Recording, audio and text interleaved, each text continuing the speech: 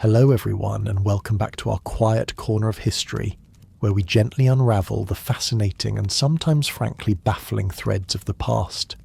Tonight, as the world outside settles into its slumber, we're going to embark on a journey that will challenge everything you think you know about justice, fairness, and the very concept of law and order. We're stepping back into medieval Europe, a landscape where consistency often yielded to tradition, divine judgment, and what we might now call creative problem solving. If you genuinely find peace and insight in what we do here, a quiet subscribe and a thoughtful like are always appreciated, and it's always a gentle connection to know who's joining us in this historical drift. Feel free to share your location in the comments or simply a silent hello. Now dim the lights, maybe turn on a fan for that soft background hum, and let's ease into tonight's journey together as we explore the truly strange laws that governed life in a forgotten era. The medieval world you see was a tapestry of stark contrasts approaching the concept of law with a mindset distinctly different from our own. In an era defined by immutable social hierarchies and a pervasive struggle for survival, laws were not merely a set of rules, but profound reflections of deeply held beliefs about morality, cosmic order, and the very nature of truth, often with unsettling and arbitrary consequences. Imagine, if you will, a flickering candlelight illuminating a medieval court, or the chilling air of a public square where justice was a swift, harsh, and often terrifyingly unpredictable force, primarily designed to maintain social order and reinforce the power structures that governed every aspect of existence. As you delve into this forgotten landscape, prepare to encounter legal systems that, while seemingly bizarre to modern sensibilities, offered a stark mirror to a society grappling with constant warfare, economic uncertainty, and an omnipresent sense of divine oversight. Within this broader historical context, the core mechanisms of governance, social control, and the often bizarre enforcement of laws were perhaps the most defining features of medieval European life, vividly illustrating the era's unique understanding of justice and power. You wake with a subtle ache in your back, the straw mattress offering little comfort against the persistent chill that seems to seep through the rough-hewn wooden walls of your small dwelling. Outside, the world is still shrouded in a thick, damp mist that promises another day of laborious toil. This is your reality in medieval Europe, a place where your very existence is not a matter of personal choice, but a complex, unyielding web of obligations. You're quite simply bound. You belong to the land, and through the land to your lord. This isn't a romantic notion of loyalty. It's a legal and economic fact woven into the very fabric of your being. Your lord, you understand, offers protection. You've heard the stories of coarse tales of bandits or rival lords, and in those moments the distant stone walls of the manor house might feel like a comforting promise. But more often than not, this protection feels more theoretical than tangible, a whisper on the wind compared to the heavy weight of your daily duties. You owe service, loyalty, a portion of your harvest, and your very labour, all in exchange for the right to simply exist on this small patch of earth. You watch your neighbours, their faces etched with the same quiet resignation, their movements governed by the rhythm of the seasons and the demands of the manor. The blacksmith, his face perpetually smudged with soot hammers, away knowing his output too is tallied and claimed. The weaver, her fingers nimble despite the cold, creates fabrics that will mostly benefit the lord's household, not her own. The weight of this obligation presses down on entire community, shaping every daily decision you make, from when to sow your fields to how much grain you dare to save for yourself. It's a silent, constant pressure, a reminder that your place in the world is fixed, predetermined, and rarely for your own benefit. Your choices are few, your freedoms fewer, and the air you breathe feels heavy, with the unspoken rules that govern every interaction, every transaction, every moment of your waking life. You learn quickly that even the most fleeting thought of independence can be a dangerous, costly indulgence in a world that thrives on order and unquestioning submission. You understand with a deep, almost instinctual certainty that your fixed existence, bound to the land, and the Lord is not merely an economic reality but a legal one. But what happens, you might wonder, when the delicate balance of this existence is disturbed? Where do you turn when a boundary is crossed, a promise broken, or a wrong committed? You quickly learn that the path to justice in your medieval world is not a single, well-trodden road, but a bewildering mosaic of competing authorities, each with its own customs, its own rules, and often its own arbitrary interpretations. Think of it less like a single courthouse today, and more like attempting to follow a map drawn by a blind squirrel through a labyrinth of often conflicting authorities, none of whom you quickly discover have your best interest at heart. Perhaps you've heard whispered tales of the king's court's grand affairs held in distant cities, dealing with matters of treason or disputes between powerful nobles. These are remote, almost mythical entities to you, as far removed from your daily life as the stars. You wouldn't expect to ever set foot in such a place, nor would you likely have the means or the legal standing to bring a case there. No, your interaction with anything resembling law is much more immediate and often much more personal. More likely you'll encounter the pervasive influence of the ecclesiastical courts, the courts of the church. These are everywhere, seeping into the moral fabric of your community. It's not just about grand pronouncements from bishops. It's about the local priest, the archdeacon, the everyday enforcement of Christian morality. Blasphemy, breaking an oath sworn on relics, disputes over marriage, allegations of adultery, even simply failing to attend Mass. These could all land you before a stern-faced clergyman, often in the very church you attend for comfort. The weight of divine judgment hangs heavy in these proceedings, and the fear of excommunication, of being cast out from the spiritual community, is a potent weapon far more terrifying than any earthly fine. You sit on a hard wooden bench, perhaps in the cool echoing nave of the church itself, listening to Latin phrases you don't fully understand, feeling the silent judgment of both God and man. But it is the local manor court where your Lord holds sway that will touch your life most directly and most frequently.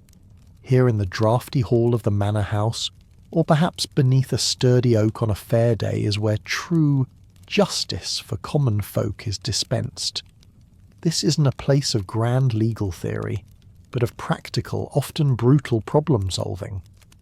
A pig straying into a neighbour's garden, a quarrel over the rights to a patch of woodland, the failure to render the exact amount of labour service. These are the cases that fill the docket. The Lord or his appointed reeve sits in judgment, often relying on the oral customs of this particular manor traditions, passed down through generations rather than any written statute.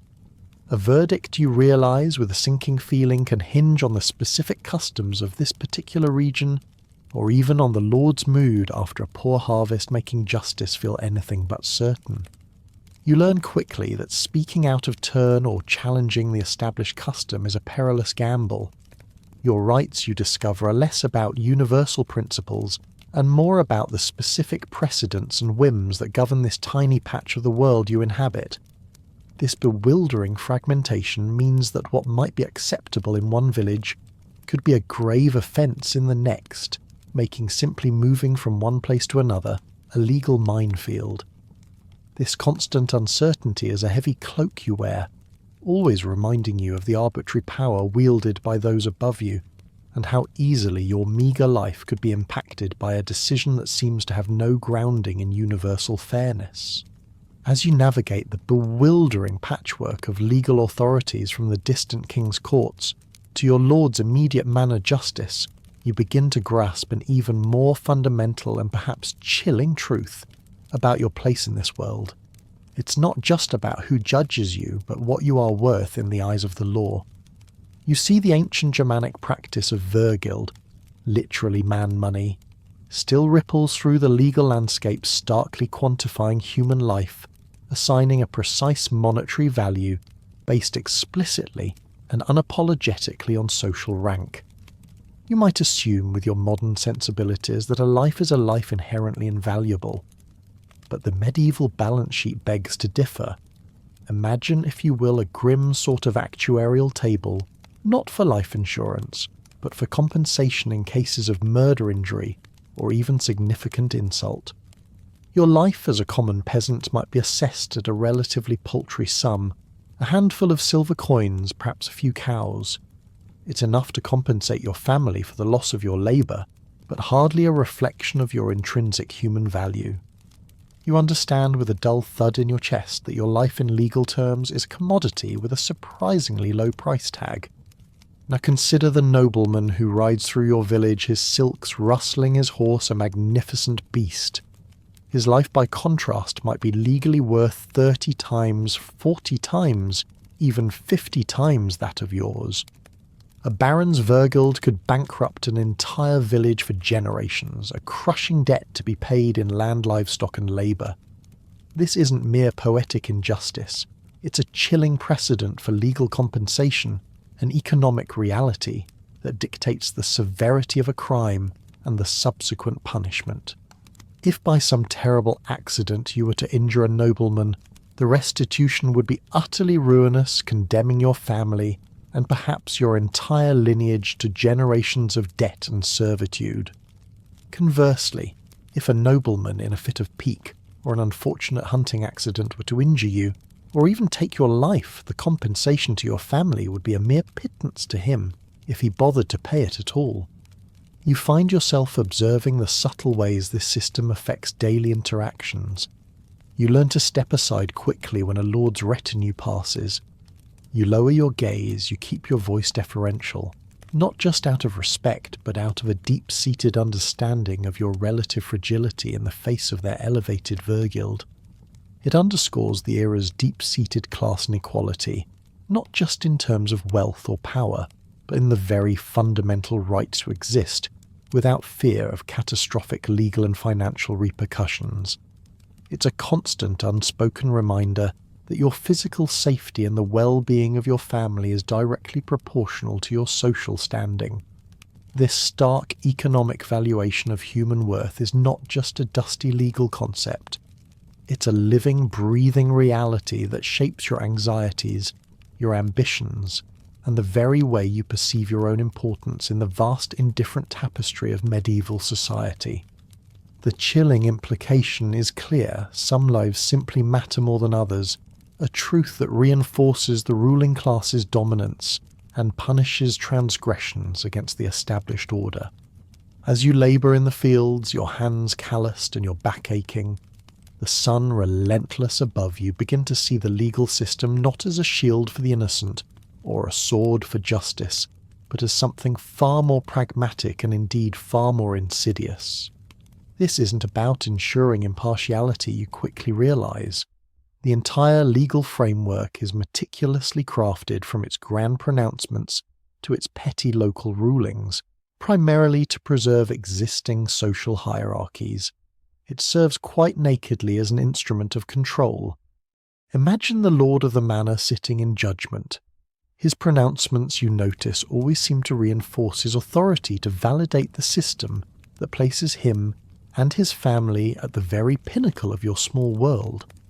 Every fine levied for straying animals, every punishment for neglected labour service, every decree regarding land boundaries, they all serve to remind you and your neighbours of your place. Your rights, you observe, are rarely the focus. Instead, it's about your obligations, your duties, and the severe repercussions should you deviate from the path prescribed for you. You witness instances where a peasant is accused of poaching a rabbit from the lord's woods. The evidence might be flimsy, the circumstances desperate.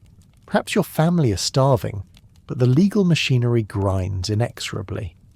The focus is not on the desperation that drove the act, but on the transgression against the lord's property, against the established order. The punishment, whether a public whipping, a hefty fine that feels like a life sentence, or even the loss of a hand, is designed not to rehabilitate but to deter others. It's a public spectacle, a brutal object lesson in obedience. And what of the ruling class? You rarely see them facing such harsh public spectacles for their transgressions, even when their misdeeds are widely known. A nobleman might commit an act that for a peasant would mean certain death or mutilation, but for him it might result in a negotiated settlement, a hefty payment, his Virgil working in his favour, even when he's the offender, or perhaps a period of penance in a monastery. The system bends and flexes for them, offering avenues of escape and leniency that are simply non-existent for you. You learn with a growing sense of quiet resignation that the law is not blind. Far from it. Its eyes are wide open, constantly scanning the social landscape, seeking out anything that threatens the delicate balance of power. It is an intricate, often brutal mechanism for reinforcing the dominance of the ruling class, ensuring that the wheels of society turn precisely as they are meant to, with the wealthy and powerful firmly at the top and the vast majority of you the peasants firmly at the bottom.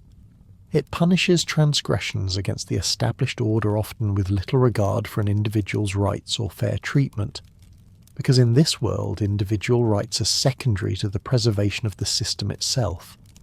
This understanding settles deep within you like the cold dampness of winter, shaping your every interaction and reinforcing the grim realities of your existence. You might naturally assume that the Church, with its spiritual tenets of equality before God, would stand as a counterpoint to the rigid social stratification enforced by secular law. You might imagine that within its hallowed walls all souls are indeed equal, and its teachings would advocate for a more just and equitable society. But as you observe the daily realities of medieval life, you realize with a sigh that feels as old as the stones of the local chapel, that the Church is in fact deeply and inextricably embedded in maintaining this very social order. Far from challenging the hierarchy, it often sanctifies it. Look around you. The village priest perhaps lives simply sharing the struggles of his flock. But higher up the ecclesiastical ladder, the picture shifts dramatically. You hear tales perhaps from a travelling merchant or a returning pilgrim of powerful bishops who live like princes, their robes shimmering with rich embroidery, their castles rivaling those of any temporal lord. They command vast lands, armies of retainers, and immense wealth, accumulated through tithes, endowments, and their own shrewd administration. You see evidence of this wealth in the grand cathedrals being built in distant cities, structures that dwarf any other building, requiring immense resources and labour, much of it drawn from people like you. The doctrine preached from the pulpit, the very teachings that guide your spiritual life, often serve to reinforce the social divisions you experience every day. You're taught about the three orders of society. The oratores, those who pray the clergy, the bellators, those who fight the nobles, and the laborators, those who work the peasants. This isn't presented as a mere social convention or an economic arrangement. It is, you are told, divine will, a sacred structure ordained by God himself. Each order has its specific role, its divine purpose, and to challenge this arrangement is not merely to question human law, but to defy God. This theological justification of social stratification effectively labels any challenge to this arrangement as heresy. If you, a peasant, were to openly grumble about your lot, or worse, to organise with others to demand better conditions or question the Lord's authority, you wouldn't just be a rebel in the eyes of the law, you would be a heretic in the eyes of the Church. The priest, your spiritual guide, might be the very one to admonish you, to remind you of your divinely appointed place, and to warn you of the eternal damnation that awaits those who disrupt God's chosen order. The fear of both earthly punishment and eternal suffering becomes a powerful dual-edged sword ensuring compliance. So you learn that even the promise of salvation is filtered through a system that validates your earthly subservience. The Church, while offering comfort and hope for the afterlife, also plays a crucial role in ensuring that your present life remains firmly within the bounds of a rigid, divinely sanctioned hierarchy. This complicity in social division means that even your spiritual world is structured to keep you in your place, making escape from the bonds of your birth an almost impossible dream, a rebellion against not just man but against heaven itself. the grand pronouncements of equality before God often feel distant and theoretical, compared to the very real and immediate power of the Church in maintaining the status quo.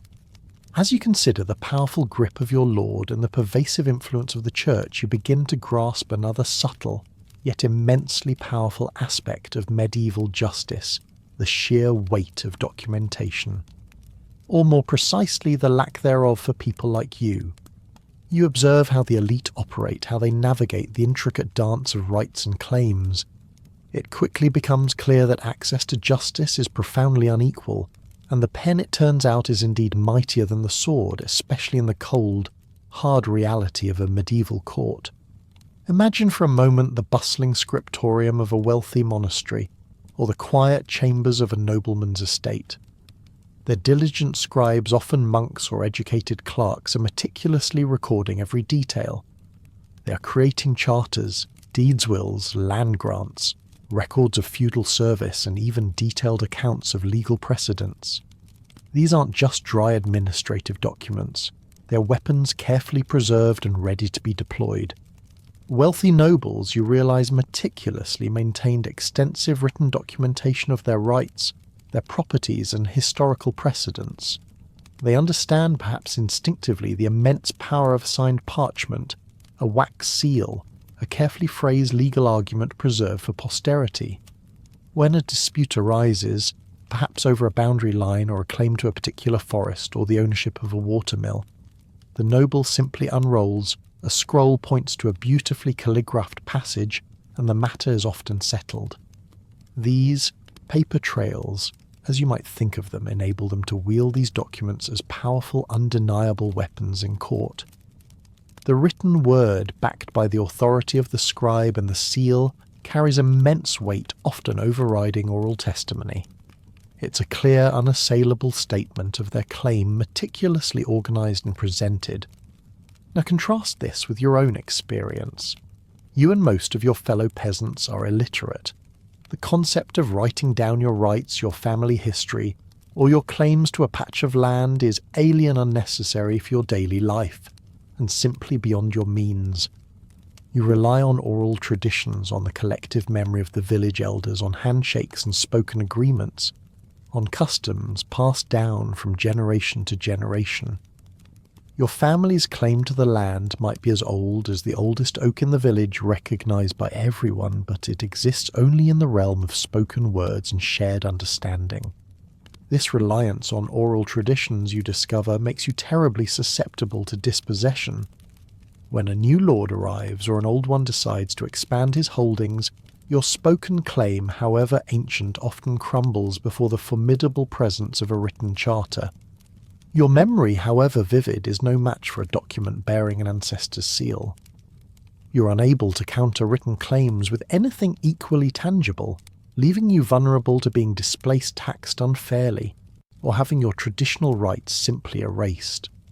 The law, with its increasing reliance on the written word, subtly but powerfully disarms you, making your voice, however, just inherently weaker in a system built on paper. It's a profound systemic disadvantage that perpetuates the power of the elite, reminding you that literacy too is a form of power, a key to a world that remains stubbornly closed to you. As you observe the legal machinery up close, you notice another deeply ingrained uncomfortable truth that permeates every layer of medieval justice systemic corruption. It's not a hidden secret, a whispered scandal behind closed doors. It's often openly acknowledged and expected part of the transaction, a grim marketplace where legal outcomes are bought and sold. This reality settles upon you like the cold mist on a winter morning, making the pursuit of true, unbiased justice feel like a fool's errand. Imagine for a moment a local court. You see judges, scribes, and various officials. They are men of authority holding the power to shape destinies. But you also notice the subtle exchanges, the quick glances, the discreet passing of small pouches. Judges and officials routinely expect payments for favourable treatment. This isn't necessarily a crude, overt bribe in the way you might imagine. It could be a gift offered to ensure your case is heard promptly, a fee to expedite a process or a contribution to sway an opinion. It's a chillingly casual system where the line between legitimate fees and outright corruption is blurred beyond recognition. You might witness a peasant desperate to recover a stolen pig present his case. He offers his testimony, perhaps calls a neighbour as a witness. The outcome feels uncertain, perhaps even arbitrary. Then a wealthier neighbour accused of a similar petty theft approaches the reeve before the court session, a small coin purse clinking softly as it exchanges hands. Later, you observe how the wealthier individual's case is heard. With more sympathy, the questions posed to him are gentler, and the judgment, if there is one, is noticeably lighter. The subtle exchanges of coin feel as chilling as a winter draught, hinting at a world where justice is not an abstract ideal, but a tangible commodity. This grim marketplace isn't just for minor cases. Procedural advantages, access to evidence, the right to call certain witnesses, the very speed at which your case progresses, all of these can be bought. Even pardons in some severe instances are available to those with sufficient wealth and influence. It's a two-tiered system, brutally clear in its implications. If you have the means, you have a better chance of navigating the labyrinthine legal pathways successfully. If you are poor, you're at the mercy of a system that sees you as having little to offer beyond your labour or your punishment. This systematic corruption profoundly shapes your understanding of the law. You learn that the best argument, the clearest truth, or the most compelling evidence might matter less than the size of one's purse or the extent of one's connections. It establishes a pervasive sense of cynicism and powerlessness. You internalize the fact that the legal outcomes, procedural advantages, and even pardons are commodities available primarily to those with wealth and influence.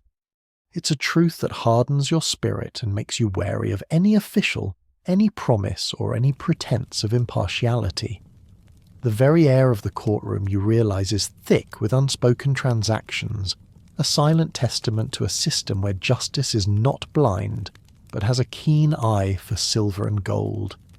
As you reluctantly accept the realities of a corrupt and class-bound legal system, you might cling to the hope that, at least for clear, undeniable offences, justice would be straightforward. But this is medieval Europe, and even the very definition of a defendant is far broader and frankly far stranger than anything you could possibly imagine. The legal world you inhabit is not confined to human beings. It extends to animals, and even incredibly to inanimate objects, all reflecting a pervasive belief in a cosmic moral order that binds all creation. It's a worldview where a pig could find itself in the dock dressed in human clothes facing a solemn court. Imagine the scene: a hushed courtroom, perhaps in a bustling town square or a lord's sombre hall. But the accused is not a man or woman, it is an animal. Yes, you heard that correctly. Animals themselves could be put on trial for offences that to your modern mind are clearly beyond their capacity for moral culpability. Take, for instance, the infamous case of the pig. In 1386, in a small French village, a pig was formally tried, convicted and executed for the grave crime of killing an infant. You might shiver picturing it, the animal dressed in human clothing, a waistcoat, breeches, perhaps even a cap. Not out of mockery, but to emphasise its moral culpability, to grant it a twisted sort of human agency in the eyes of the law. These weren't just informal lynchings or summary executions. These were full-blown legal proceedings. The animal would have legal representation, often a human lawyer arguing on its behalf, citing precedents, questioning witnesses. You might hear the lawyer passionately argue that the pig, though guilty, had been led astray or that its owners had failed in their duty of supervision.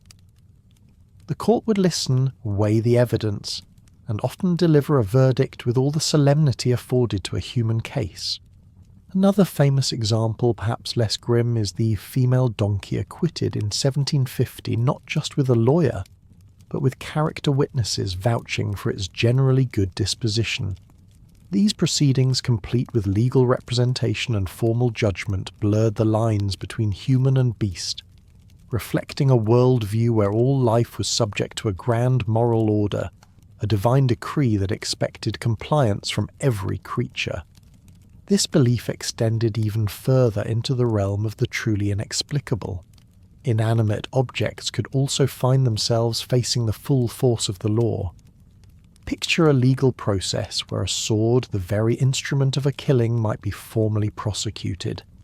Or imagine villagers bringing a case against a church bell that supposedly summoned storms, believing its resonant vibrations had angered the heavens and brought destruction upon their crops. Fallen trees that crushed someone, or even a crumbling wall that caused injury, could be formally prosecuted and sentenced for their role in destructive events.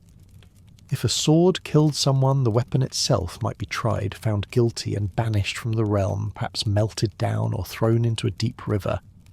These bizarre trials which make you wonder if you've stumbled into a dream showcase, a society where the law sought to restore cosmic balance even in the most inexplicable events. A wrong, no matter its origin, demanded redress, not just for the sake of human justice, but for the sake of the divine order.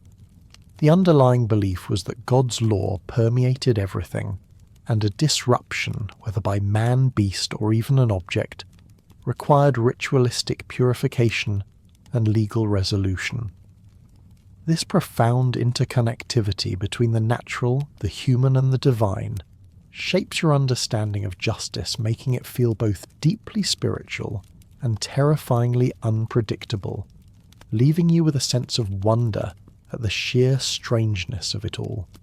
If the idea of animals and objects on trial sounds strange, prepare yourself for an even more visceral and terrifying concept: trial by ordeal. This isn't merely a legal mechanism, it's a profound expression of the medieval belief that God would actively intervene in human affairs to reveal truth. You as a person living in this era would understand that when human judgment faltered, or when evidence was scarce or conflicting, a higher power could be called upon to decide. And that higher power, you'd be taught, spoke through suffering. Imagine yourself accused of a crime you may or may not have committed, perhaps a theft or an act of heresy whispered in hushed tones. The evidence against you is circumstantial, perhaps based on the word of an enemy, or the testimony of someone who saw you simply near the scene.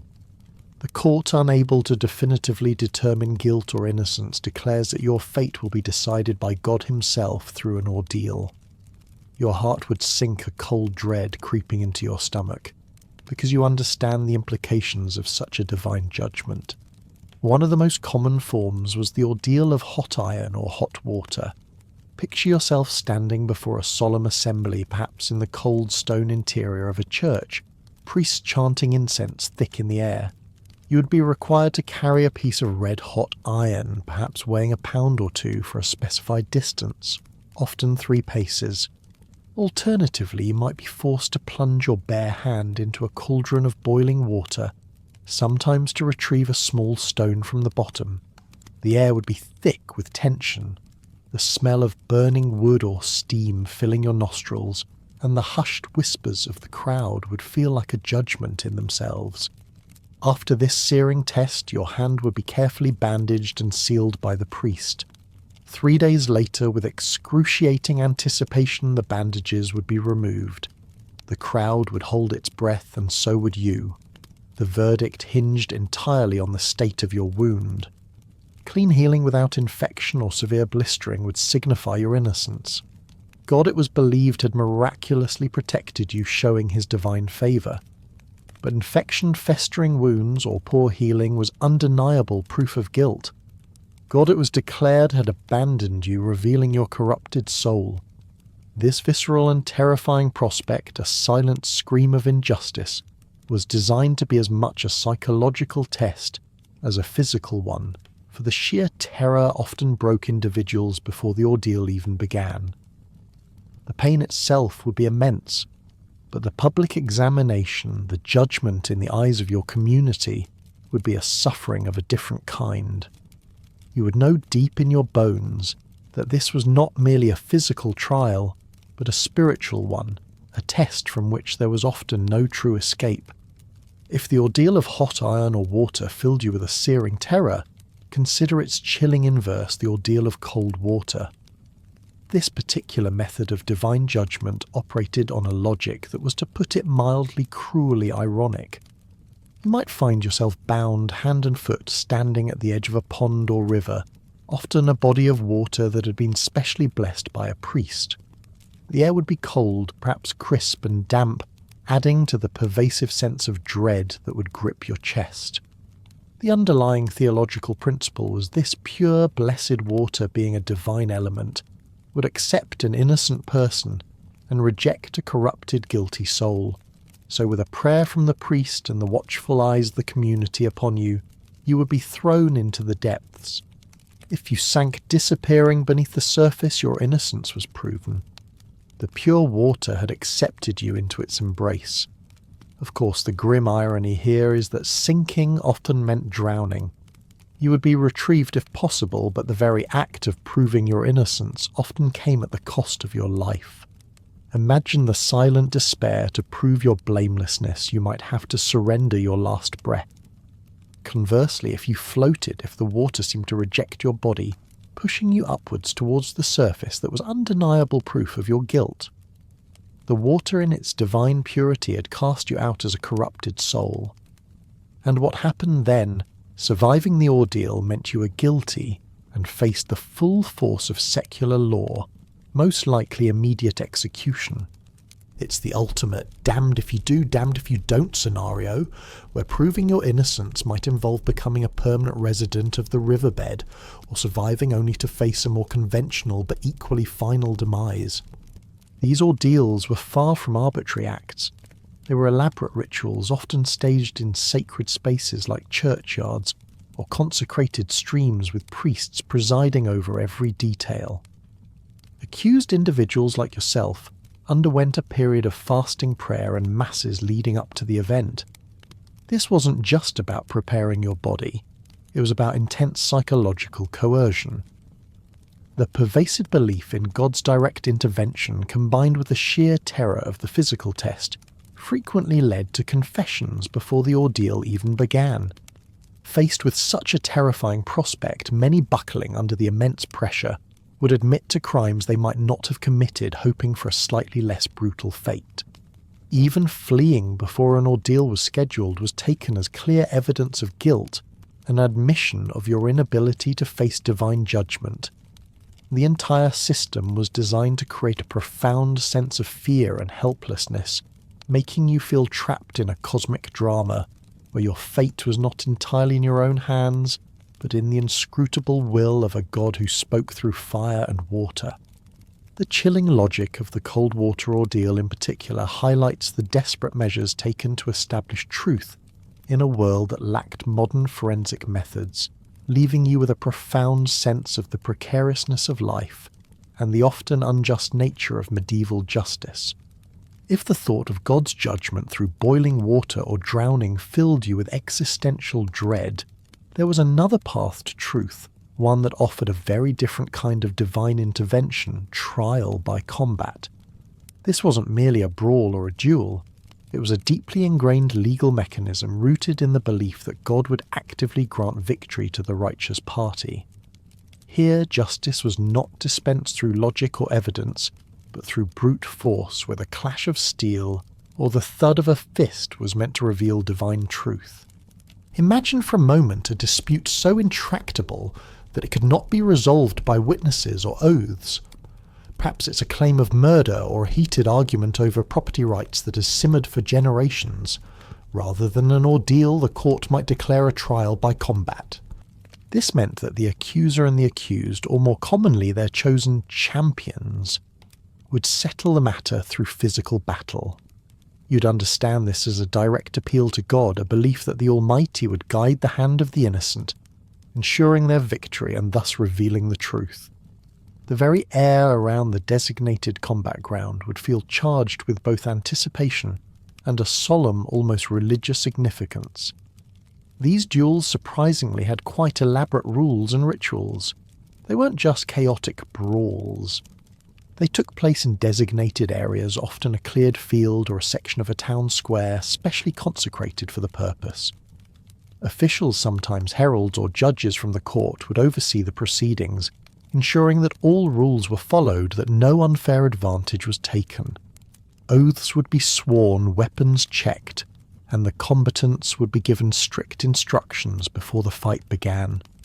You might stand among the hushed crowd, watching your heart pounding, with a mix of fear and morbid fascination. Yet despite these formalisms, the system inherently favoured the wealthy, exposing a stark inequality that even divine intervention couldn't fully mask. If you were a peasant accused of a crime, or involved in a dispute that called for combat, you were expected to fight for yourself. Your training would be minimal, your armour likely inadequate, your chances against a seasoned warrior slim to none. But a wealthy noble, they could easily hire a skilled, professional champion, a knight, a mercenary, a trained fighter whose livelihood depended on their martial prowess. Consider the stark example of a merchant like Robert de Montfort, who in a dispute might find himself easily overcome by a skilled knight. Montfort, while perhaps a good businessman, would be utterly outmatched in physical combat. His wealth could buy him a champion, but his opponent might be a champion trained from childhood for such encounters. This vividly showed how wealth could quite literally buy righteousness in the eyes of the law, leaving the poor to face superior opponents alone, their lives quite literally on the line, with God supposedly favouring the stronger, or more accurately, the better equipped fighter. A rather blunt demonstration, wouldn't you agree, of how a well-lined purse could quite literally purchase divine favour and legal vindication in the medieval ring. The clash of steel, meant to reveal divine truth, more often simply revealed the brutal truth of social and economic disparity. Stepping back from the grand dramatic spectacles of ordeal and combat, you find yourself more frequently interacting with the humbler, yet no less impactful system of justice known as the manor court. This is the bedrock of local governance, the place where the minutiae of your daily life intersects with the cold, hard reality of the law. You've already encountered its fragmented authority, but now you observe its workings firsthand and the often disproportionate punishments it doles out. Imagine the scene: your lord or his steward seated at a simple table, perhaps in the great hall of the manor house, or even under a large oak tree during warmer months. Before him, the members of the community, you, your neighbours, the reeve and the bailiff, gather. This court handles a bewildering array of offences against local custom, the kinds of transgressions that ripple through the quiet rhythms of village life. A neighbour's pig, for instance, might stray into your garden, trampling your carefully tended herbs. Or perhaps you fail to provide the exact amount of labour service due to the lord this week, opting instead to repair your own leaking roof. These are the petty offences, the small infractions that define the daily friction of a close-knit yet often tense community. But the manor court also deals with crimes of a graver nature, at least in the eyes of the lord. The gravest perhaps is the crime of attempting to flee the manor. You are after all bound to the land. To try and escape to seek a new life elsewhere without permission is seen as an act of profound rebellion, a direct challenge to the lord's authority, and an economic threat to his holdings. This is not just a breach of contract, it's an unforgivable offence against the very foundation of the feudal system. The punishments meted out in these courts are often brutal, and to your modern sensibilities strikingly disproportionate to the crime. For a straying pig, you might face a fine that depletes your meagre savings for weeks. For failing labour service, you might endure a public reprimand or be forced to work extra days, losing precious time that could be spent on your own fields. But for attempting to flee, the consequences are far more severe. You might be branded on the forehead a visible, indelible mark that screams runaway to anyone who sees you, forever limiting your chances of finding acceptance elsewhere. Or perhaps you would face a public whipping, the bite of the lash, leaving lasting physical and social scars, serving as a constant painful reminder of your subservience. You see these punishments in action, the cold hard touch of the branding iron, or the public jeers echoing in the village square. They are designed not just to punish the individual but to serve as stark, visible deterrents to everyone else. The pain, the humiliation, the lasting mark. These are meant to embed fear deep within the community, reinforcing the Lord's power and the unyielding nature of the established order. Your daily life, you realize, is a constant negotiation with these rules, a careful dance around the potential for severe and disproportionate consequences, all overseen by a local authority that tolerates no challenge to its power. The visible suffering of others serves as a constant silent warning, shaping your own choices and reinforcing the grim realities of your confined existence. As you observe the daily workings of the manor court and the fear it instills, you also become intimately familiar with the spectacle of public shaming and mutilation. These aren't just punishments. They are carefully orchestrated theatrical performances designed not just to punish the individual but to brand them physically and socially in the eyes of the entire community. The goal is deterrence, certainly, but also a profound reinforcement of societal norms, making everyone a witness to the consequences of transgression. Imagine, for instance, the sheer public humiliation involved. If a woman were accused of adultery, a crime that challenged the moral and social fabric of the community, her punishment might be far more than a fine. You might witness her being forced to walk naked through the village streets, perhaps with her hair shorn, while the crowd, spurred on by gossip and moral indignation, pelts her with filth and stones. The stones might not be aimed to kill, but the emotional pain, the indelible mark of collective scorn, would be a crushing burden, scarring her social standing permanently. Her reputation, once delicate, would be shattered beyond repair, making her an outcast, a living embodiment of transgression. Then there are the mutilations, brutal in their simplicity, often reflecting a grim form of poetic justice that you'll encounter again. For theft, the penalty might be the loss of a hand. You'd witness the grim scene the condemned thief brought before the public, perhaps with an executioner wielding an axe, the swift, brutal act leaving a permanent, indelible mark. The hand that stole is the hand that is taken. This isn't merely a physical penalty, it's a visible, lifelong signifier. Imagine trying to live and work to feed your family with one hand gone the stump, a constant searing reminder of your crime and your shame. A runaway serf caught and returned to the manor might be branded on the forehead. The cold, hard touch of the branding iron, the smell of burning flesh, the searing pain, and then the permanent scar, a mark that instantly identifies them, making it almost impossible to ever truly escape their past.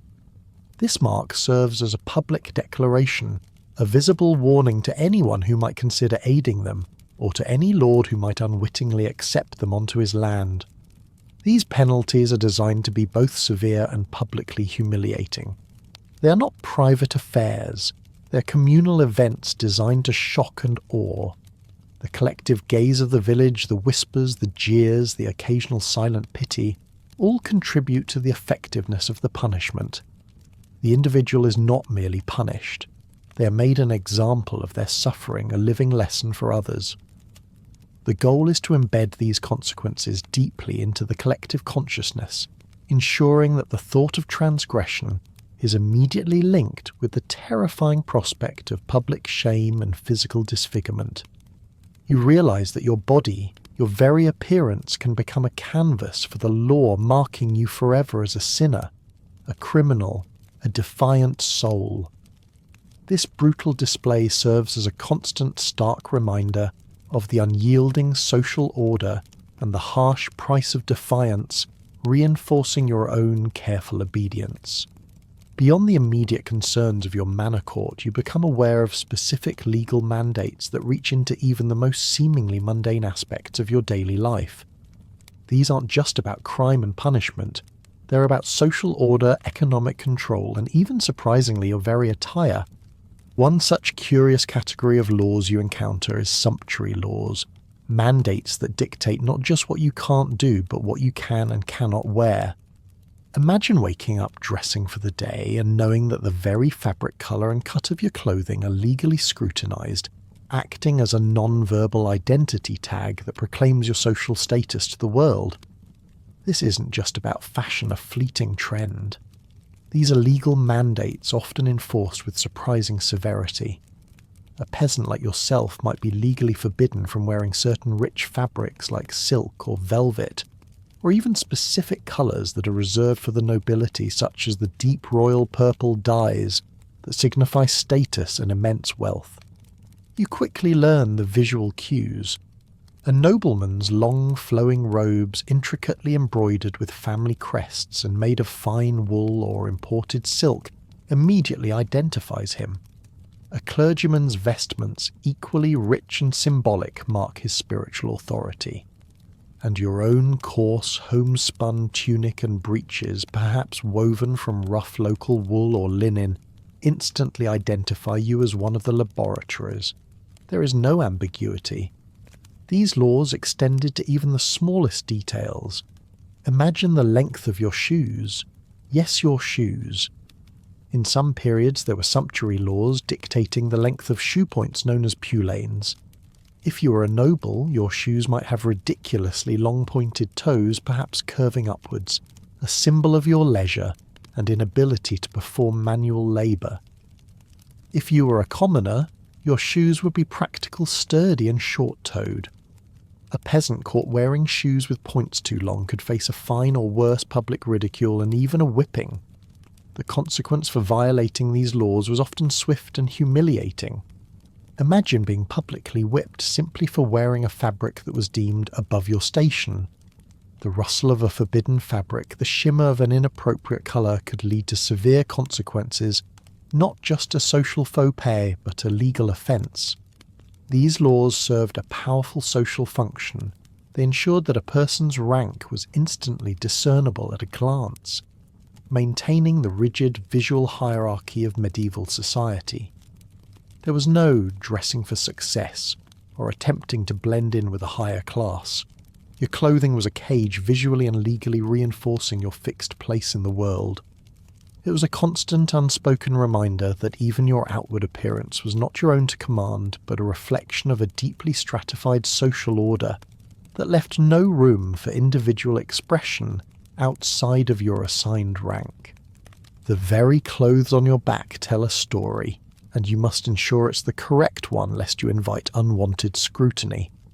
As you move through the bustling marketplace, the air thick with the smell of unwashed bodies, fresh bread, and sometimes the undeniable tang of something gone bad, you encounter another layer of specific legal mandates, those governing market and trade.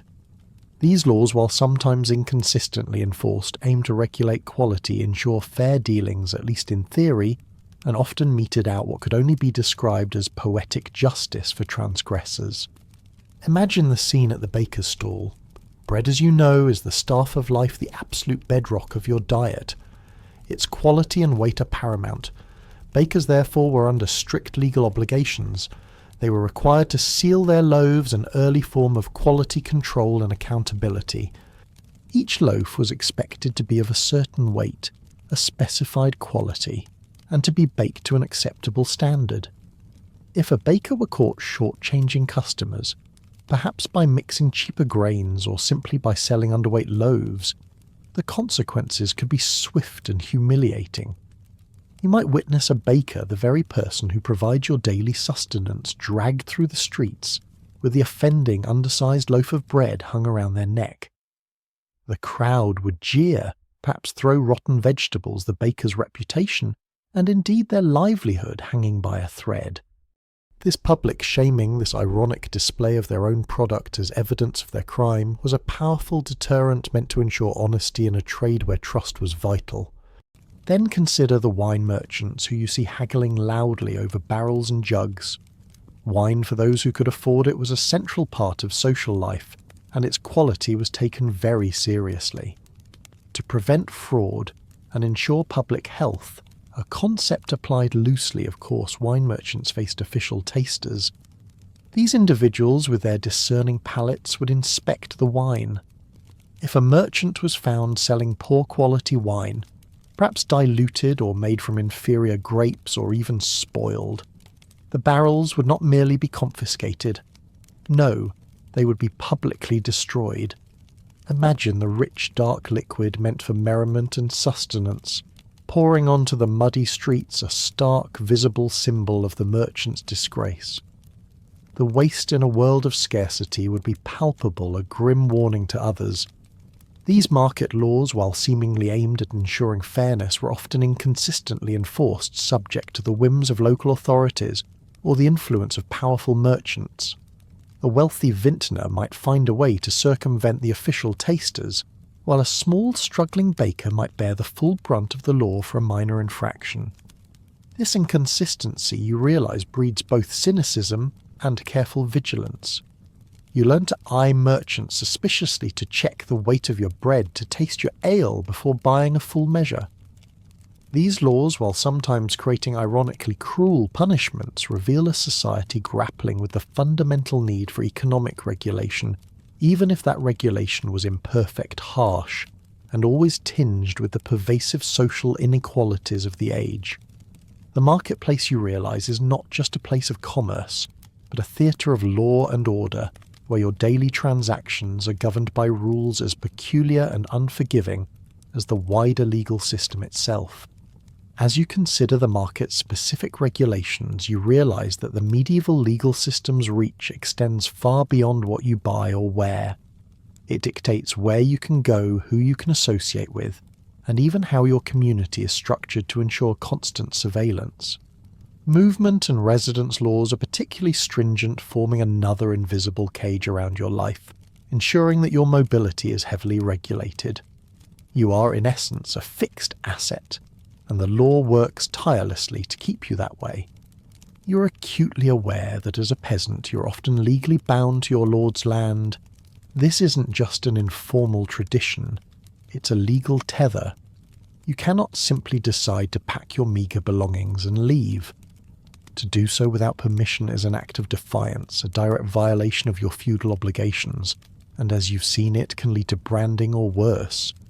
Your family has worked this land for generations, and the law ensures that you will continue to do so, providing labour and sustenance for your lord. Any thought of a new life, a different horizon, is immediately met with the heavy weight of legal restrictions. Even for the free populations, those not directly tied to a specific lord's land, mobility is heavily regulated. Imagine a stranger entering your village. They cannot simply settle down unnoticed. Strangers are often required to register their presence with local authorities to state their purpose, and sometimes even to pay a fee. This isn't just about curiosity, it's about control. Unregistered individuals, those without clear ties to a community, are immediately suspected of vagrancy, a serious offence. Vagrancy arrests are common, as authorities fear that wanderers could be criminals, spreaders of disease, or simply unproductive mouths to feed. You learn to eye outsiders with suspicion, not just because of local prejudices, but because their unapproved presence could bring trouble to your entire community. Perhaps one of the most pervasive systems of social control is England's frank pledge system. Imagine a world where your entire community, your village or hamlet is collectively responsible for the behaviour of its neighbours. Groups of 10 or 12 free men, a tithing or frank pledge, were legally bound together, acting as guarantors for each other's good conduct. If one member of the tithing committed a crime and fled, the remaining members were responsible for finding him, or failing that, paying a fine. This wasn't just a friendly neighbourhood watch. It was a legal mandate that created a pervasive atmosphere of mutual monitoring and suspicion. You become your neighbour's keeper, and your neighbour in turn is responsible for you. The whisper of a transgression, the slightest deviation from accepted norms, could bring legal repercussions down upon your entire group. This system, you realise, breeds a deep sense of communal responsibility, but also of quiet vigilance and sometimes outright distrust. It ensures that any deviation from the norm, any attempt at independent action, is quickly noticed and often reported. Your life is not just your own. It is intertwined with the lives of those around you, bound by a collective legal obligation that makes true privacy almost impossible. These movement and residence laws, coupled with the frank pledge system, create a pervasive atmosphere of constant surveillance, a subtle yet powerful force that ensures conformity and limits your individual freedoms, all for the sake of maintaining a fragile social order. As you try to make sense of the myriad laws that govern your medieval existence, you might hope for a clear, logical, and perhaps even efficient system.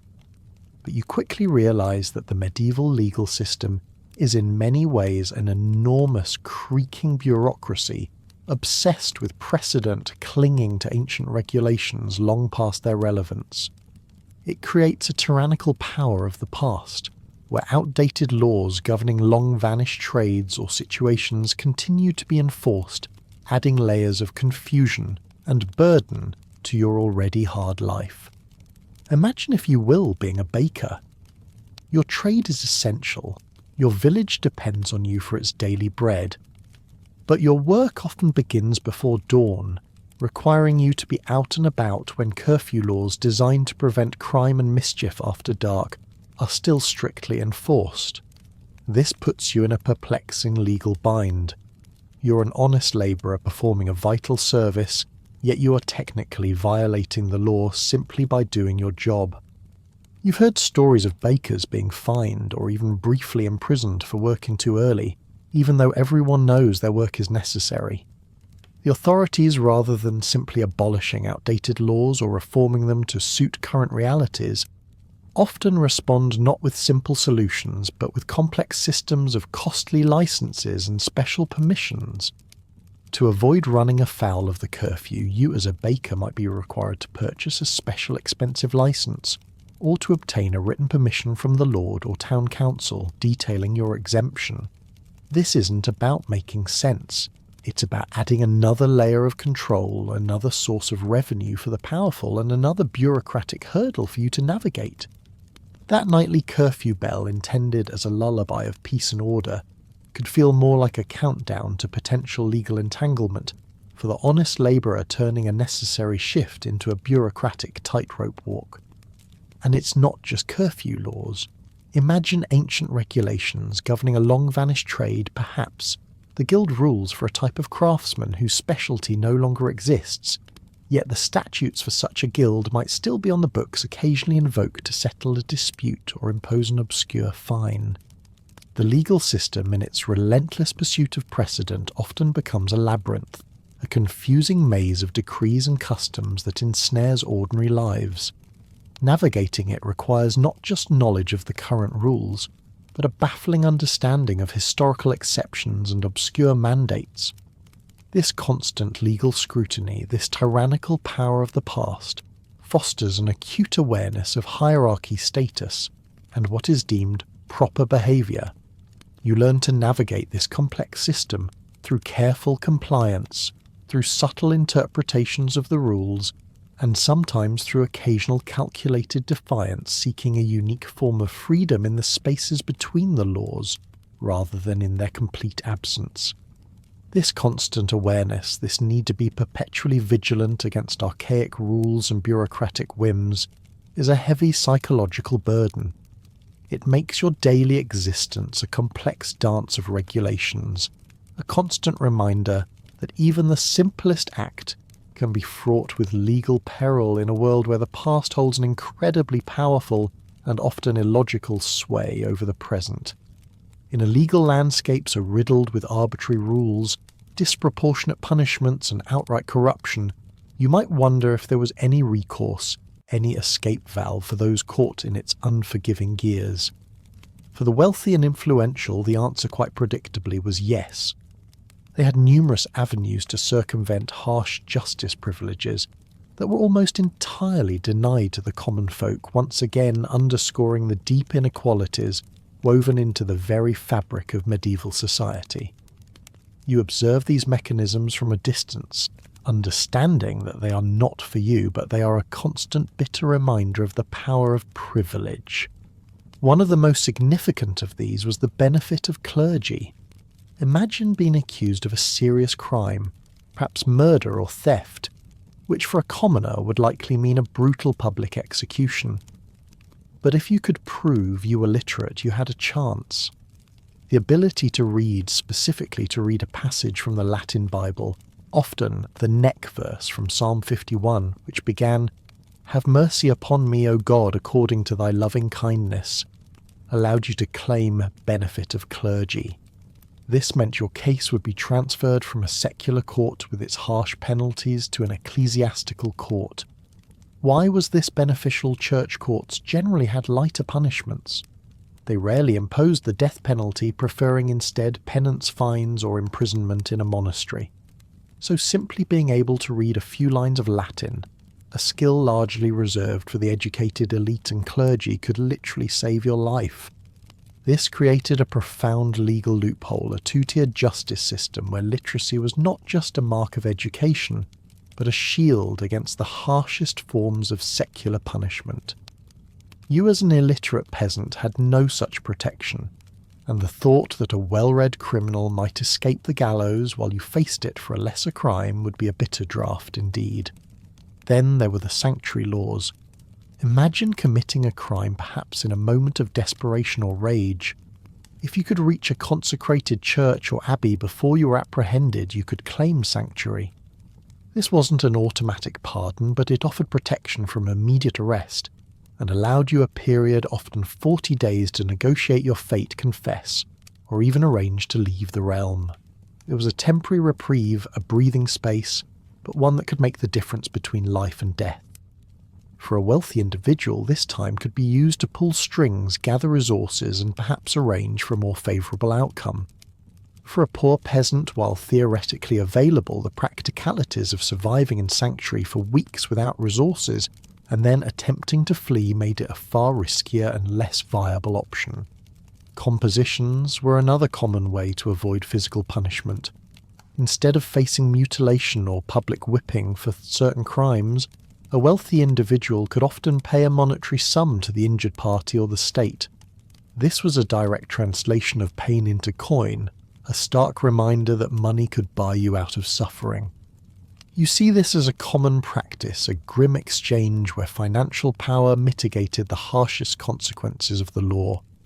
And finally, a desperate but surprisingly common tactic, simply fleeing to another jurisdiction.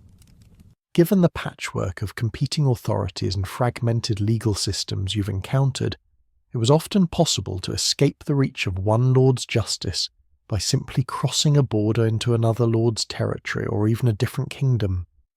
For the wealthy, this might involve careful planning and resources to establish a new life. For the poor, it was a far more perilous journey, often leaving behind everything, but sometimes it was the only option, a desperate gamble for survival. These mechanisms for avoiding justice paint a clear picture. The law was a net, but one with holes large enough for the privileged to slip through, leaving you to face its full, unyielding force. As you've seen how the wealthy might navigate the treacherous currents of medieval justice, finding hidden harbours of escape, you now encounter a darker, more relentless force, one that offered virtually no such refuge, especially if you were deemed a threat to the soul rather than just the state. This is the Church's dreaded Inquisition, a chilling mechanism that emerged with a singular, terrifying purpose to root out heresy, particularly witchcraft, and to extract confessions no matter the cost. You quickly learn that this system operated on a presumption of guilt, meaning your innocence was not the starting point, but a concept to be systematically disproven, often through unimaginable suffering. Imagine the shadow that would fall over your village when the Inquisitors arrived. These weren't local manor lords or parish priests. These were often highly educated, zealous individuals armed with papal authority and a grim determination. Their courts were different. The usual avenues of escape benefit of clergy sanctuary were often irrelevant or deliberately circumvented. If other courts occasionally offered a slim chance of acquittal or a negotiated composition, the Inquisition felt less like a court and more like a carefully designed funnel with only one predetermined exit confession. The Inquisition employed interrogation techniques that were by any standard horrifyingly refined. These weren't random acts of brutality, they were systematic, almost bureaucratic in their application, designed to break the human will and body until any confession was extracted. You might hear whispers of the strappado, where a person's hands were tied behind their back, and they were hoisted into the air by a rope, often with weights attached to their feet. The goal, chillingly effective, was to dislocate their shoulders, a searing, agonizing pain that would echo in every nerve. You would never witness such a thing directly, but the hushed, terrified stories alone would be enough to make your skin prickle with cold dread. Then there was the racker device straight out of your worst nightmares. It was a simple yet brutally effective frame on which a person's limbs were stretched slowly, inexorably, until joints separated and muscles tore. Imagine the slow, unbearable tension, the feeling of your body being pulled apart inch by excruciating inch. And for smaller, more precise torments, there were thumb screws designed to crush fingers, bone against bone, a pain that would focus the entire world into a single blinding point of agony. The very names of these instruments carry a weight of historical suffering that even centuries cannot diminish. These methods, you understand, were not meant to elicit truth in the way we might define it. They were meant to extract confessions, true or false, because a confession was seen as not just an admission of guilt, but a pathway to spiritual salvation, a necessary step before the soul could be dealt with. The system offered no true escape from suffering except through false admission. You would realize that once you were accused, particularly if you were a marginalized woman targeted for witchcraft, your fate was virtually sealed. The inquisitors were not looking for innocence. They were looking for confirmation of guilt, and they had the tools and the authority to ensure they found it. The terrifying logic of this system meant that your survival, both physical and spiritual, hinged entirely on your willingness to admit to whatever crimes were laid at your feet, making it a legal gauntlet from which few emerged whole or even alive. The chilling legacy of the Inquisition reminds you that power, when unchecked and fueled by zeal, can twist the very concept of justice into an instrument of absolute devastating control. As you witness the various mechanisms of medieval justice, from animal trials to the chilling efficiency of the Inquisition, a fundamental truth begins to solidify. This legal system is not designed for rehabilitation. Forget any notion of helping an offender reintegrate into society or atone for their sins in a constructive way. Medieval justice, you realize with a cold certainty, is fundamentally punitive. It prioritizes retribution, ensuring that the punishment fits and indeed often exceeds the crime, and it elevates public spectacle to an art form. Imagine the atmosphere. Punishments are meticulously designed to be both severe and widely witnessed. The sights, sounds, and even smells of public suffering are not accidental byproducts. They are deliberate components of the legal process. They are meant to be powerful visceral deterrents, embedding fear deep into the social fabric. You stand among the crowd, perhaps forced to watch, and you feel the collective gasp, the hushed whispers, the raw emotion of the moment. It's an unforgettable experience, not just for the condemned, but for every single person who witnesses it. This emphasis on retribution often manifests in a grim principle. The penalty should reflect the nature of the crime. This isn't abstract, it's brutally literal. It leads to what you might call poetic justice, but in its most brutal form. If you, for instance, were caught stealing, the most likely punishment would be the loss of the hand that stole. Imagine the swift, brutal blow, the searing pain, and then the permanent, indelible mark. Your lost hand would forever be a testament to your transgression, a constant, visible reminder of your crime and your shame, not just to yourself, but to every person you ever encounter. Similarly, if you are found guilty of lying under oath, or perhaps spreading malicious rumours that harmed someone's reputation, the justice might dictate the loss of the tongue that spoke falsehoods. The mutilation would be horrifying, but the logic would be clear to the medieval mind. The offending organ is removed, its capacity for future harm eliminated, and the punishment serves as a stark living example of divine and earthly retribution. These punishments leave permanent marks of shame and societal condemnation on survivors, physical testaments to their transgression that make rehabilitation in any modern sense virtually impossible. You are not simply punished, you are permanently scarred, branded as an outcast, stripped of your full humanity in the eyes of the law and your community. This harsh reality played out in public left a profound and lasting mark on the very soul of the community. The grim stage of public punishment finds its most dramatic and perhaps most terrifying expression in public executions. These aren't hidden affairs. They're elaborate public events meticulously planned to combine moral instruction with grim entertainment, drawing crowds from miles around. You learn quickly that a public execution is more than just the end of a life. It's a profound performance, a ritual designed to solidify social order and instill fear. Imagine the day the condemned, often stripped of dignity, is paraded through the streets. You might see them bound and perhaps clad in a simple shift, their face pale, their eyes wide with fear or resignation.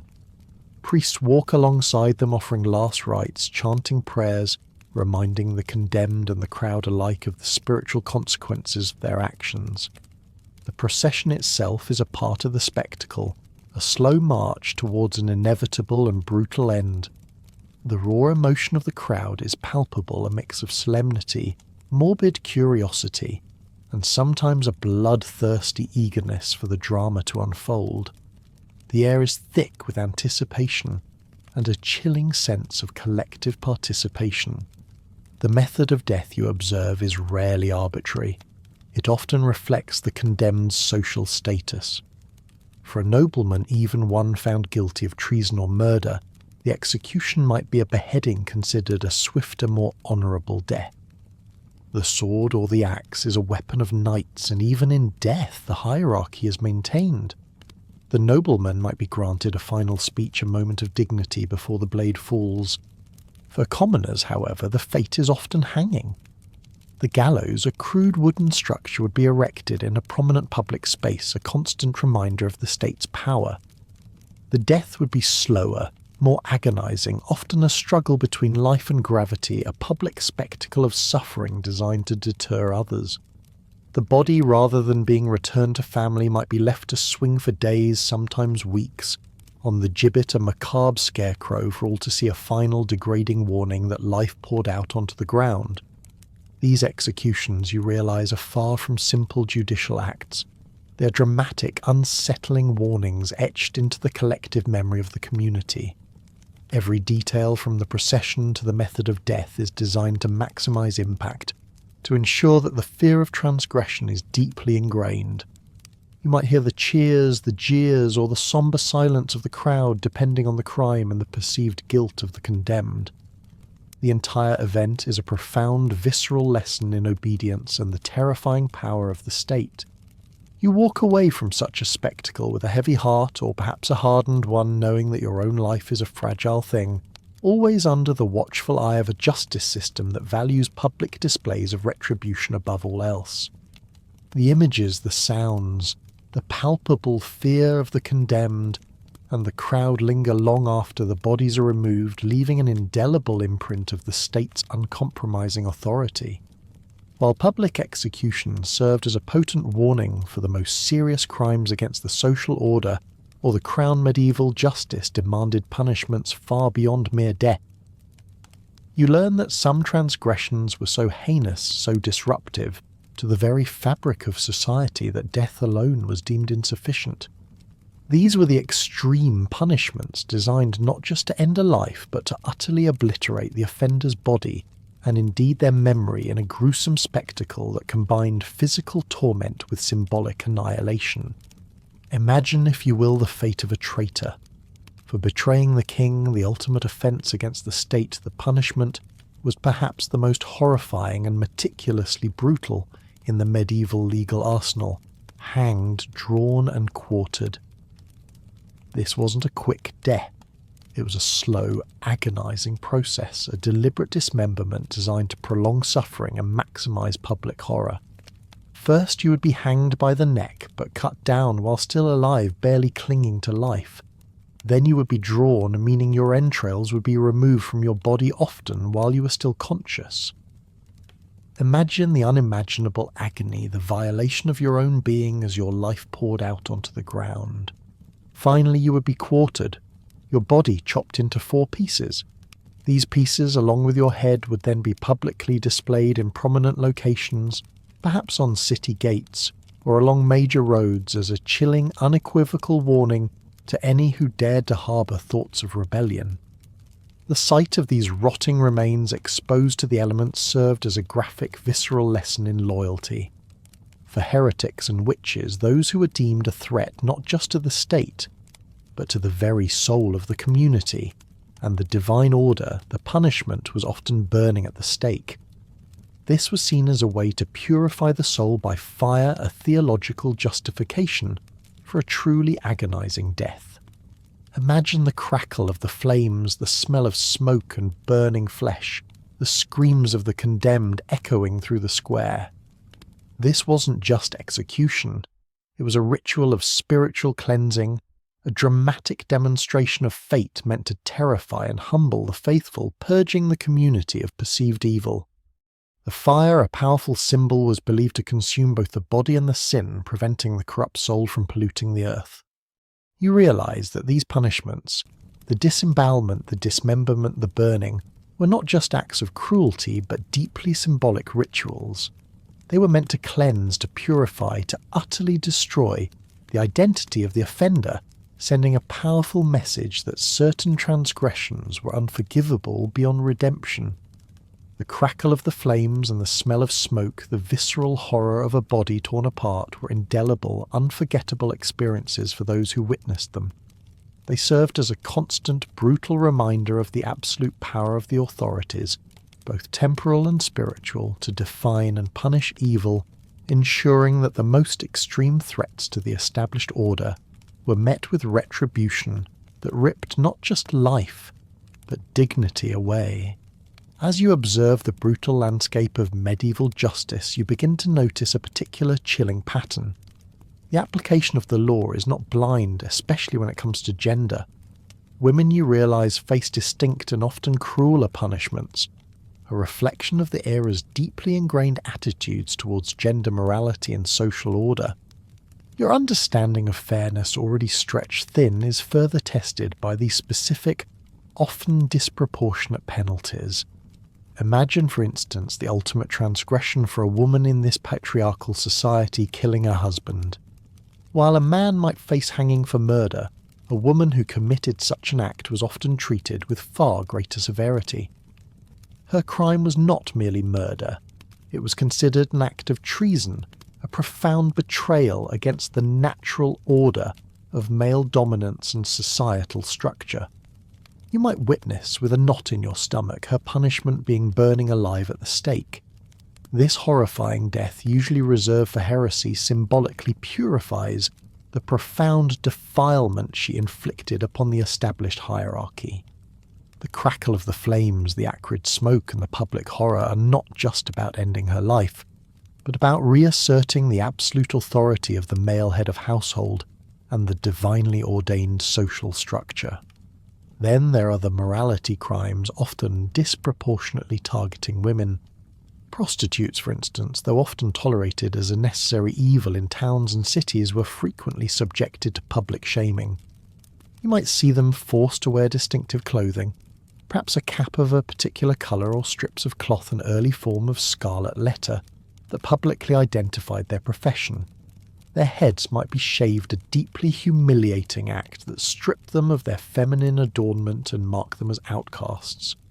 The intent was not to help them, but to shame them, to make their profession a visible badge of societal disapproval, ensuring they remained on the margins. You watch as they move through the streets, their heads down the whispers and stairs following them like a shadow.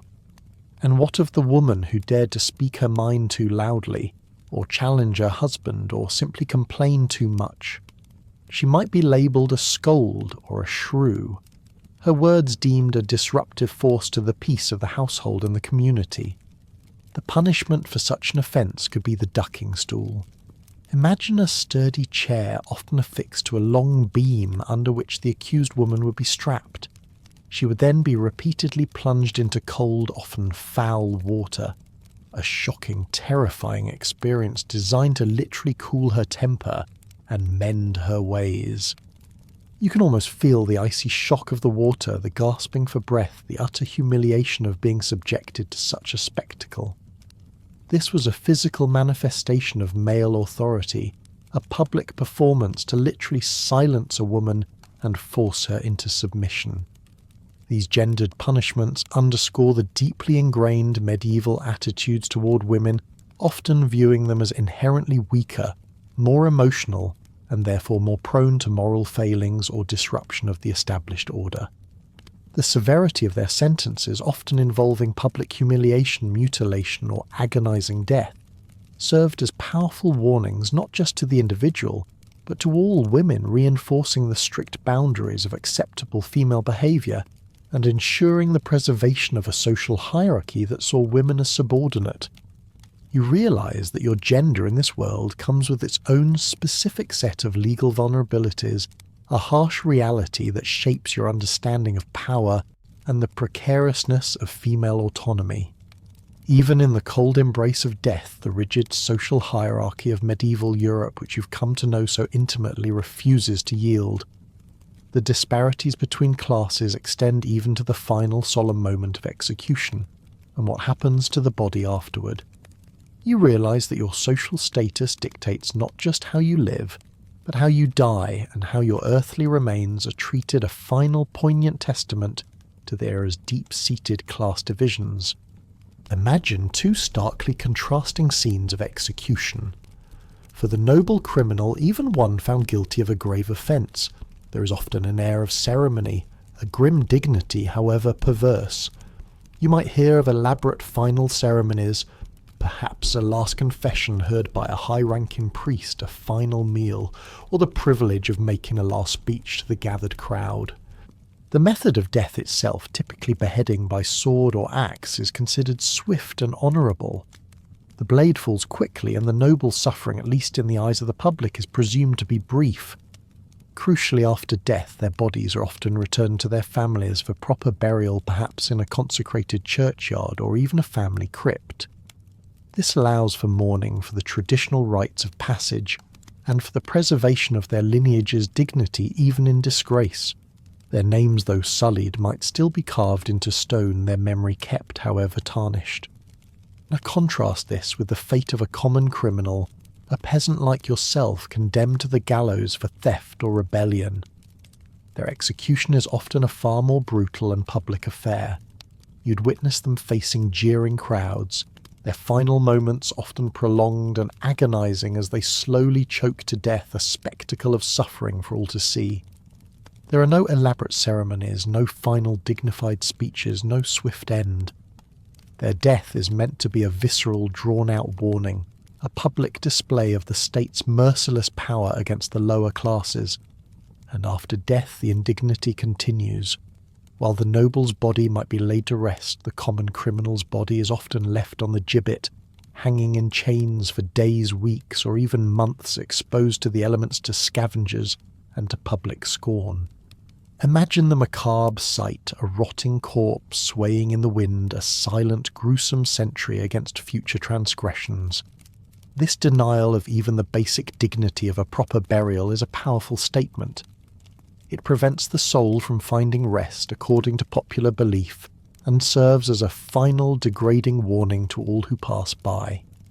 It ensures that the memory of the criminal is one of ignominy and perpetual shame, a stark reminder of their complete severance from the community even in death. This ultimate class disparity, even in death, underscores the unyielding nature of medieval hierarchy. It reinforces the idea that some lives, and some deaths, simply hold more value than others. Even when facing the ultimate consequence, the nobility are afforded a measure of respect and dignity that is ruthlessly denied to the common folk. You realise that your social standing is not something you can shed even at the very moment your life leaves your body. It is a defining characteristic that follows you into the grave, a final chilling statement about the enduring power of class in a world that offers few escapes from its rigid stratification. The stark visual contrast of these final moments, the noble's swift end versus the commoner's prolonged agony, is a powerful and unforgettable lesson in the enduring grip of social order. Flowing from these overt displays of power and the rigid legal enforcement, you begin to understand that the intricate web of social customs, etiquette, and deeply personal relationships further defined medieval life.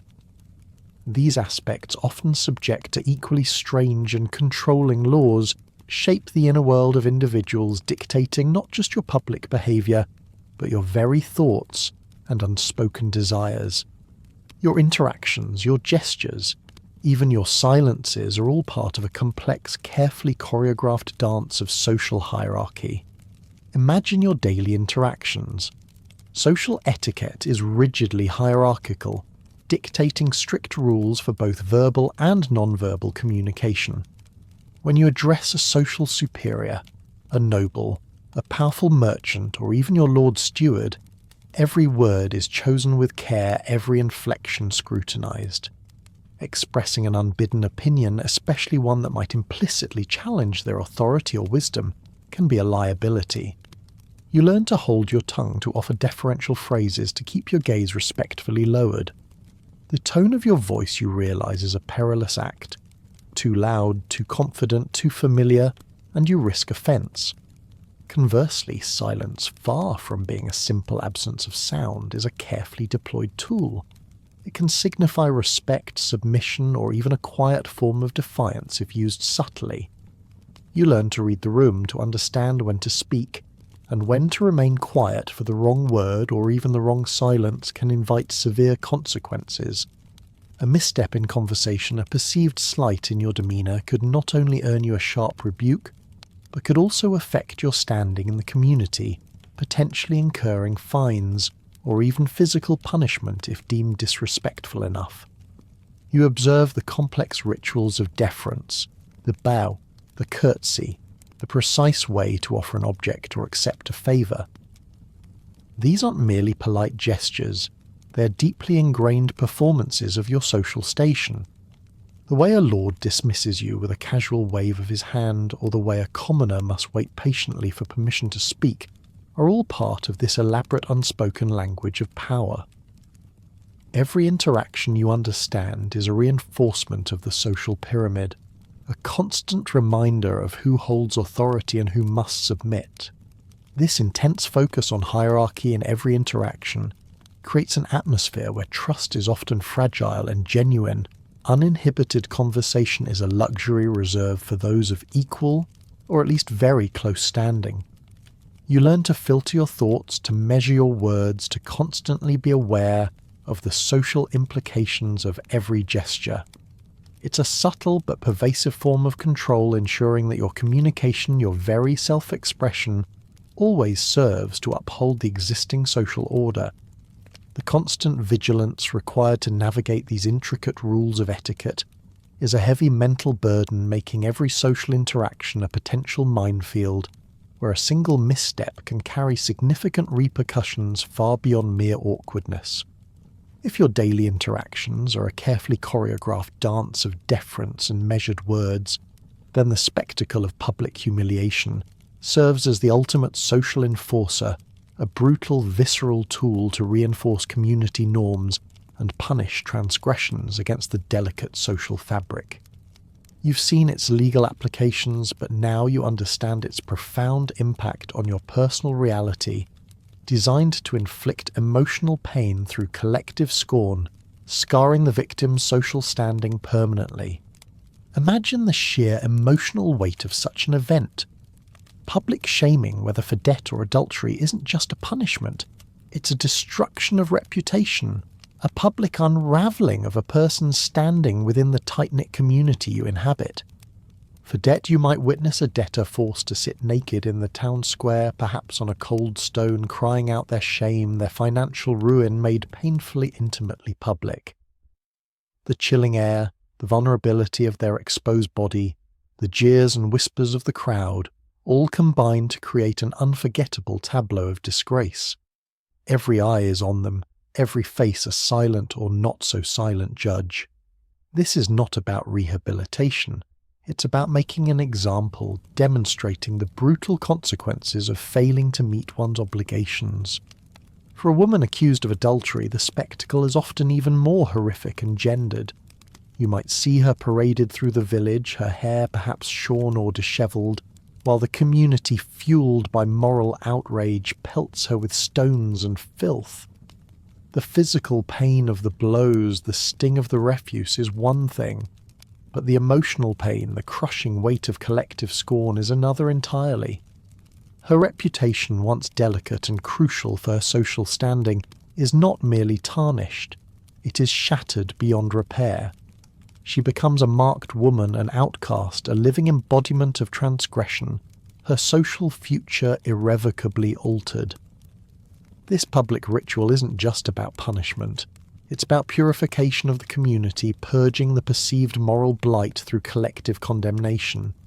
The very design of these shaming rituals is to mark individuals to ensure that their transgression is unforgettable, both for them and for the community. The visible marks of shame, whether a physical scar or the indelible memory of public scorn, mean that the victim's social standing is permanently scarred.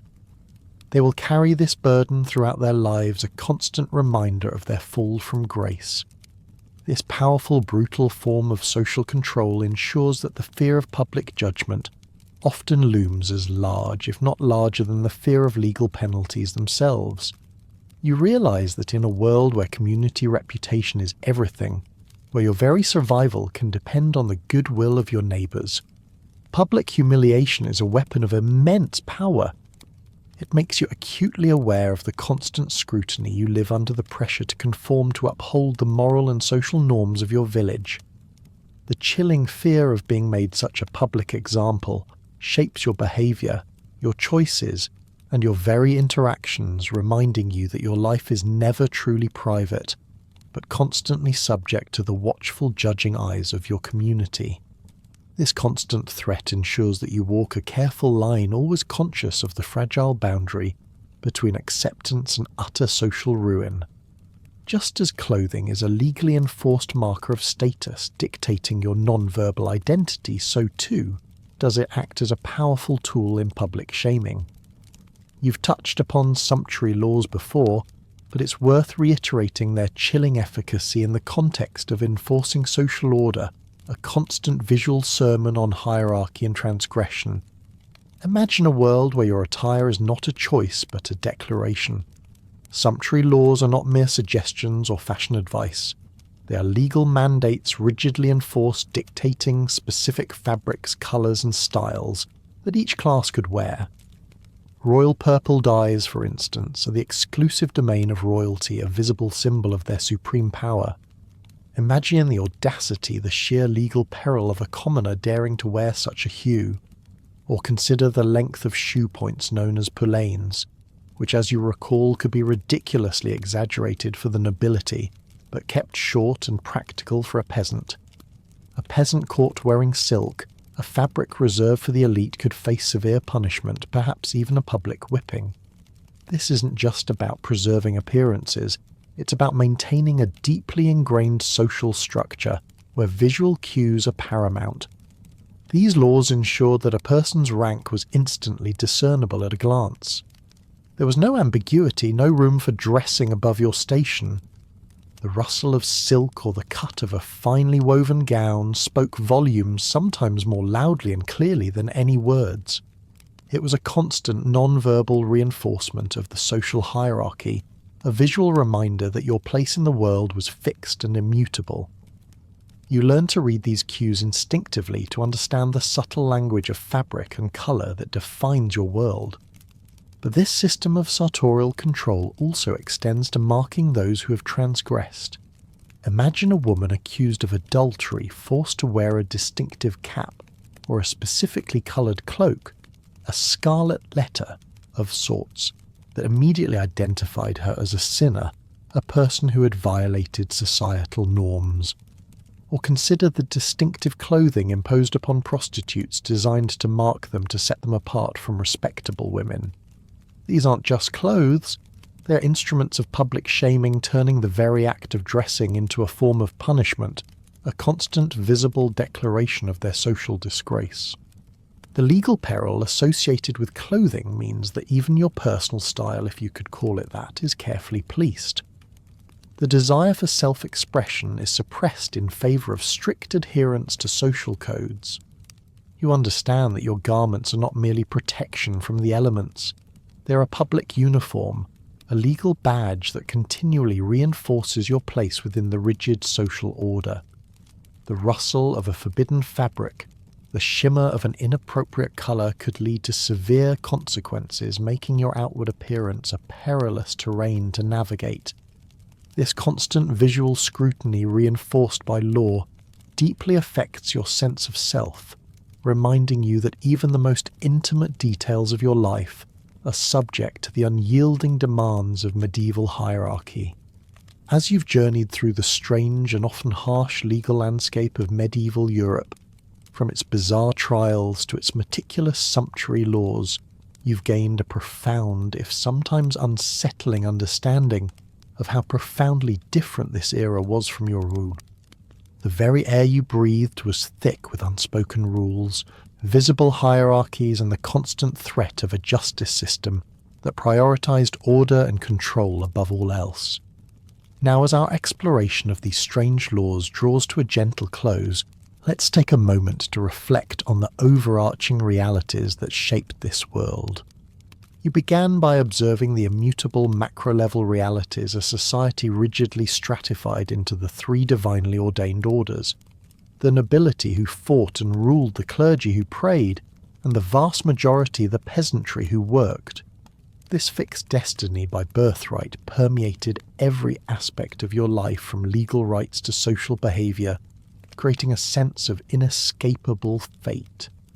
You saw how the visual contrast between a lord's fine silks and a peasant's coarse homespun was a daily stark reminder of this order, a constant silent sermon preached by the very clothes on people's backs. You then delved into the core economy, an overwhelmingly agrarian world where pervasive poverty and the constant struggle for basic sustenance fueled desperation. Laws governing land ownership, heavy taxation, and the control of vital resources were paramount, always designed to ensure the wealthy retain their holdings and the poor remain dependent. You understood that the smell of baking bread, a rare luxury for many, was a constant temptation, shaping legal responses that were often disproportionately harsh, punishing necessity as crime. This scarcity of resources enforced by law was a constant source of tension and hardship, dictating the very rhythms of life and survival. Finally, you acknowledged nature's relentless fury. Medieval Europe existed under the omnipresent shadow of unpredictable environmental perils: typhoons, earthquakes, floods, droughts, harsh winters, widespread famine, and devastating diseases. These were exacerbated by a complete lack of formal relief efforts, creating a pervasive sense of insecurity. The gnawing ache of hunger was a familiar companion, the raw cold fear of an approaching winter with dwindling food stores underscored every legal decree. This precarious existence provided the crucial backdrop for the development of strict, often draconian laws seen as essential mechanisms for preserving a delicate social balance in a world where chaos and existential threat were constant companions. These foundational realities, you realize, conspired to shape the very need for such complex and often brutal legal frameworks. They explain why justice was so often arbitrary, so deeply intertwined with social status, and so focused on maintaining a fragile order in the face of overwhelming challenges. The strange laws of medieval Europe, which initially seemed so bizarre, now make a chilling kind of sense, reflecting a society grappling with forces far grander and more unforgiving than any single individual. They are a mirror to a world constantly battling for survival, both physical and social, under an omnipresent sense of divine oversight, where every aspect of existence was a negotiation with an unforgiving reality. As the last echoes of those strange medieval laws gently fade, allow your mind to drift away from the harsh realities of those distant times. The clang of the blacksmith's hammer, the murmur of the manor court, the scent of smoke and damp earth, let them soften into the quiet background of your thoughts. You've walked through a world where justice was a fickle, often brutal force, where your very worth could be measured in coin, and where even your clothes spoke volumes about your fate. It was a challenging existence filled with uncertainty and unyielding rules, so unlike the comforts and liberties we often take for granted today.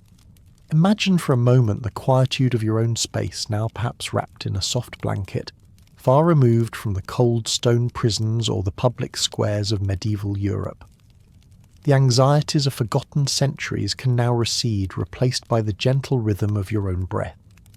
Let the contrast settle within you, the starkness of their laws against the peace of your present. There's no fear of an ordeal by fire, no worry of a sumptuary lord dictating your attire tonight. You're safe, warm and free. Allow your thoughts to become as soft and hazy as the morning mist over a medieval field, slowly dissolving into the tranquil darkness. The heavy cloak of history can now be shed. Rest deeply, and may your dreams be filled with gentle currents, far removed from the strange, compelling echoes of the past.